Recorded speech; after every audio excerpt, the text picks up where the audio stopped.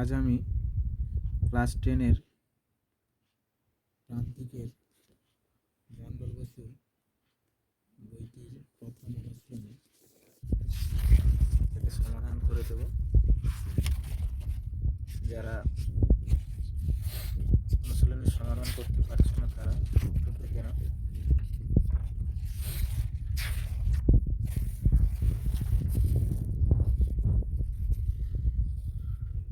রসস্ফীতির তারতম্য চলন ঘটে বনচাঁড়াল গাছে। 2 নম্বর ট্রপিক চলন সম্পর্কিত প্রদত্ত কোন বক্তব্যটি সঠিক তা নির্বাচন করো। এটি উদ্দীপকের গতিপথ দ্বারা নিয়ন্ত্রিত একটি আবিষ্ট চলন। 3 নম্বর কোনটি সঠিক প্রতিপত্ত পথ। অপশন ডি গ্রাহক, অন্তর্বর্তী স্নায়ু, স্নায়ুকেন্দ্র, বহির্বাহী স্নায়ু, কারক।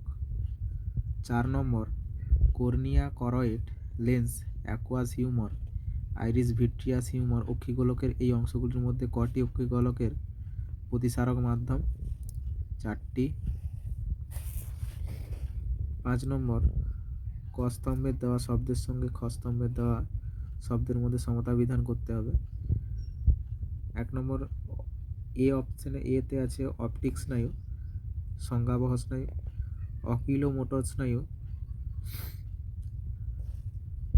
আজ্ঞাবহ স্নায়ু, ফেসিয়াল স্নায়ু, মিশ্র স্নায়ু, ভেগাস স্নায়ু, মিশ্র স্নায়ু। অপশন সি অ্যাড্রিনালিন সম্পর্কিত প্রদত্ত কোন বক্তব্যটি সঠিক নয়? অপশন বি বয়ঃসন্ধিকালে শুক্রাণু উৎপাদনে সাহায্য করে। 7 নম্বর ইলিশ মাছের ক্ষেত্রে গমনের চালিকা শক্তিটি নির্ণয় করো। এটি অপশন সি প্রজনন। সঠিক জোটটি নির্বাচন করো। অপশন ডি শোষণা শীর্ষক, হৃদস্পন্দন ও খাদ্য গলাধ্যকরণ নিয়ন্ত্রণ।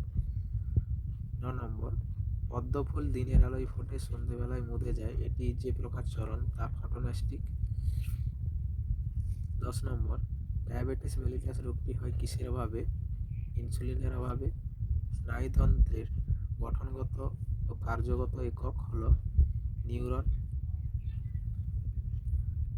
12 নম্বর প্রশ্ন, নিচের বক্তব্যগুলি পড়ো এবং সঠিক বেছে নাও। প্রোজেস্টেরন গর্ভাবস্থায় ডিম্বাশয় থেকে ডিম্বার উৎপাদন ও রজচক্র বন্ধ করে। 13 নম্বর কেন্দ্রীয় স্নায়ুতন্ত্রের প্রধান স্ফীত গোলাকার অংশটি হলো মস্তিষ্ক। দেহ তাপমাত্রা নিয়ন্ত্রণকারী মস্তিষ্কের অংশটি হলো হাইপোথ্যালামাস। মানব চক্ষুর যে অংশে প্রতিবিম্ব গঠিত হয় তা হলো রেটিনা। পায়রার ডানার পালকের সংখ্যা হলো 13টি। একটি ফ্লেক্সর পেশির উদাহরণ হলো হ্যামস্ট্রিং গ্যাস্ট্রোনেমিয়াস।